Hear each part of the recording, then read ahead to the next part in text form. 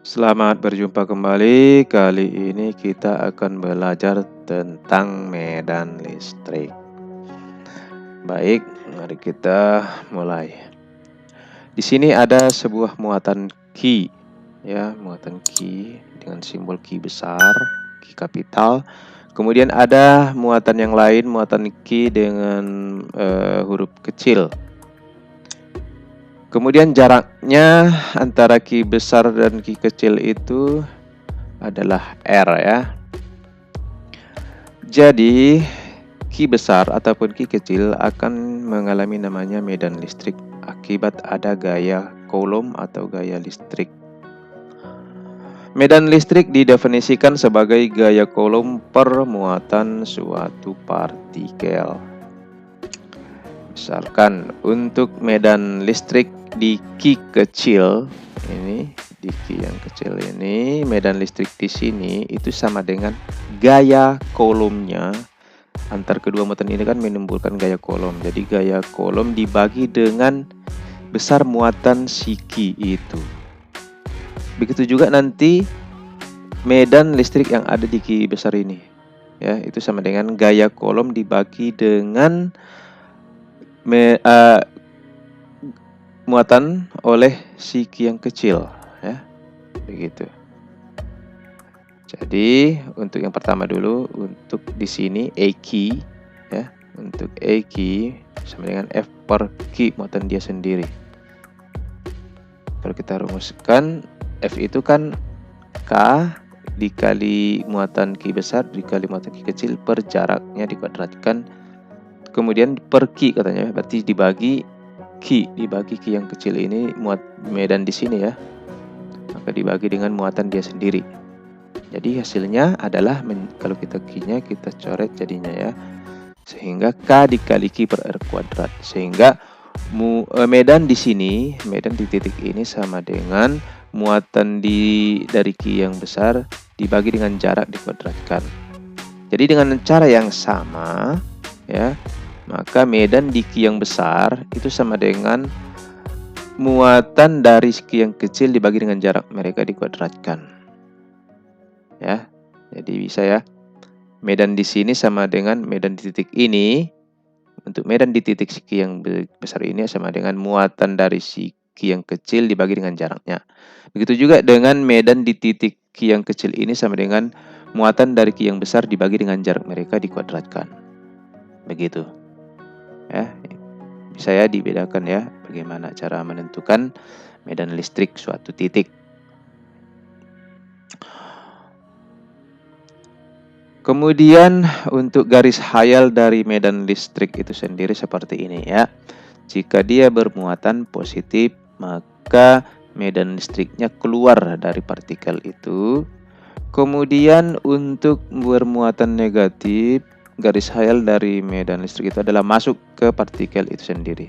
Jadi keluar dari muatan positif masuk ke muatan negatif. Seperti itulah garis hayal dari medan listrik. Oke, kita contohkan. Jadi ini dimisalkan ada suatu 3 muatan listrik. Pertama di A 0,15 mikrocoulomb. Jaraknya dengan B adalah 1,5 cm. Kemudian ada muatan 0,8 mikrocoulomb. Jaraknya 3 cm dengan B, ya. C dengan B 3 cm, di mana C-nya 0,8 mikrocoulomb. Kemudian tentukan medan listrik di B. Jadi ditanya berapa medan listrik di sini, ya. Berapa medan listrik di sini. Jadi nanti medan listrik sini adalah hasil penjumlahan vektor antara medan listrik A dengan B dan B dengan C. Jadi kita harus cari berapa medan listrik antara AB dan berapa medan listrik antara BC. Maka nanti kita jumlahkanlah secara vektor. Jadi untuk medan listrik AB kita buat EAB, ya. Ini adalah arah dari medan listrik antara A dan B, arahnya kemari karena keluar dari A, ya. Kita misalkan kemarilah dia keluar, kemari dibuatnya. Inilah medan listrik EAB. Kemudian untuk EBC karena muatan negatif menarik atau mengarah ke partikel itu. Jadi untuk EBC kemari, ya. Ini EBC arah kemari, jadinya ke kanan ya. Jadi EAB ke bawah, EBC ke kanan, sehingga nanti resultannya kemari ya. Resultannya nanti kemari. Jadi berapa nanti besar resultannya? Sekarang kita cari dulu masing-masing EAB dan EBC. Untuk EAB ya, untuk EAB berarti medan listrik di sini yang ditimbulkan oleh A sama dengan muatan A dibagi dengan jarak antara A dengan B ya. K dikali muatan A dibagi jarak A dan B ya. Kita buat RA kuadrat. Antara A dan B itu RA kuadrat.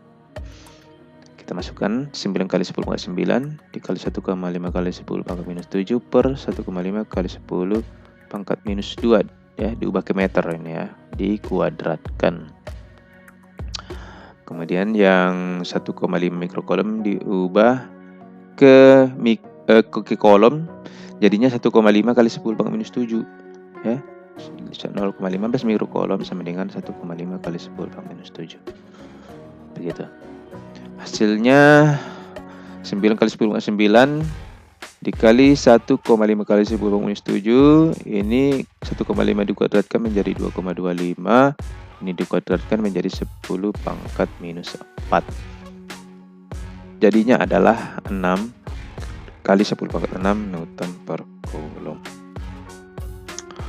Kemudian untuk EBC ya, dengan cara yang sama. EBC itu sama dengan K dikali muatan C dibagi jarak antara B dan C. Kita buat RC kuadrat. Kita masukkan nilainya 9 kali 10 pangkat 9. QC diubah ke kolom menjadi 8 kali 10 pangkat minus 7 per 3 kali 10 pangkat minus 2 dikuadratkan. Kita ubah 3 kali 10 minus 2 kalau dikuadratkan menjadi 9 kali 10 pangkat minus 4. Hasilnya adalah 8 kali 10 pangkat 6 Newton per Coulomb. Oke, jadi untuk EAB tadi nilainya 6 kali 10 pangkat 6. Ini nilainya 6 kali 10 pangkat 6. Yang ini nilainya 8 kali 10 pangkat 6. Jadi resultannya bagaimana? Ini kan karena sudutnya 90 derajat, berarti resultannya adalah EBC kuadrat, akar dari EBC kuadrat tambah EAB kuadrat ya, karena dia nilainya 90 begitu ya. Kita masukkan 8 kali 10 pangkat 6 dikuadratkan ya, ini 8 kali 10 pangkat 6, EBC nya dikuadratkan ya, EBC dikuadratkan, ditambah EAB dikuadratkan, EAB tadi nilainya 6 kali 10 pangkat 6 dikuadratkan. Oke, jadinya adalah 64 kali 10 pangkat 12 ditambah 36 kali 10 pangkat 12. Jadinya adalah 100 dikali 10 pangkat, akar 100 dikali 10 pangkat 12. Oke, akar 100 sama dengan berapa itu? Ini 100 kali 10 pangkat 12 menjadi 10 pangkat 14 ya jadinya ya. Kalau kita gabungkan menjadi 10 pangkat 14. Jadi akarnya adalah 10 pangkat 7 Newton per Coulomb. Sekarang kita lanjutkan ke medan listrik bola konduktor bermuatan. Bila bola konduktor berongga diberi muatan, maka muatan itu akan tersebar merata di permukaan bola. Di dalam bola tidak ada muatan karena berupa rongga. Sekarang seperti kita lihat bolanya ya. Di sini ada bola berongga dengan jari-jari R ya. Jari-jarinya R. Ini jari-jarinya. Ini bolanya. Kemudian di luar bola misalkan ada titik C. Jadi kalau kita buat lingkaran, inilah jari-jarinya ya. Jadi ini di titik C ini di luar bola. Ini kalau kita buat melingkar seperti ini bentuknya. Kemudian ini adalah bola berongga. Inilah bolanya dengan jari-jari R. Jadi nanti bagaimana medan listriknya? Untuk di dalam bola E sama dengan 0 ya. Di dalam bola ini tidak ada medan listrik. Kemudian kalau di luar bola bagaimana? E sama dengan K dikali Q per R kuadrat. Jadi di luar permukaan bola, medan listriknya adalah K dikali Q per R kuadrat. Q-nya muatan bola, R kuadrat adalah jarak dari titik ke pusat ya, jarak titik ke pusat bola. Ingat R itu ya, bukan jarak titik ke permukaan bola, enggak. Tapi jarak titik ke pusat bola. Titik pusat bola. Sekarang medan listrik di antara dua keping sejajar. Misalkan di sini ada dua keping sejajar ya. Dengan luas keping adalah A. Jadi luas ini adalah A ataupun yang keping ini luasnya sama-sama A. Jadi nanti kuat medan listrik di antara dua keping, jadi akan timbul medan listrik di antara dua keping ini. Besarnya berapa? E sama dengan epsilon per emisivitas O ya. Atau E sama dengan Q per emisivitas O dikali A ya. Itulah lambangnya. Kadang lupa-lupa apa namanya. Ini rapat muatan. Kemudian ini permitivitas ruang hampa ya. Kemudian medan listrik, potensial listrik. Potensial listrik adalah energi potensial persatuan muatan penguji. Ya, energi potensial persatuan muatan penguji. Itulah namanya potensial listrik. Misalkan di sini ada muatan Q, di sini muatan penguji ya dengan jarak R. Maka nanti besar potensial listriknya adalah K per R. Di mana V adalah potensial listrik, kemudian K-nya konstanta, Q-nya muatan, dan R adalah jarak muatan ke muatan penguji. Oke, sekarang lanjut ke potensial listrik bola konduktor. Di sini misalkan tadi bola konduktor tadi ya dengan jari-jari R. Kemudian B ini adalah jari-jari ke permukaan bola. Ya, ini jari-jarinya adalah R. Di sini titik B ini tepat di permukaan bola titik B-nya. Kemudian titik C di luar permukaan bola. Jadi R itu dari pusat bola ke permukaan bola konduktor.